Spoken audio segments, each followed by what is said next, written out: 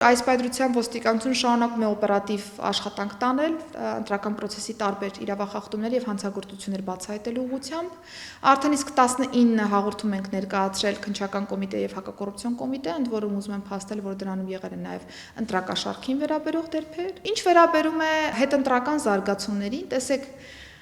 ես կարծում եմ, որ Հայաստանի Հանրապետությունում այլևս ազատ եւ արդար ընտրությունների կայացման փաստը անշրջելի է եւ այս ժամանակահատվածում եւս այդպիսի ընտրություն ենք ունենալու եւ այդպիսի ընտրություններ ունենալու պայմաններում հետընտրական տարբեր զարգացումները պարզապես արհեստական process-ներ են լինելու։ Այո, նմանատիպ օպերատիվ տվյալներ, նմանատիպ տարբեր հարցեր առաջ եկել են մեր տեսադաշտում, այսինքն ունենք նմանատիպ տվյալներ, բնականաբար իրավապահ համակարգը պատրաստ է դրան,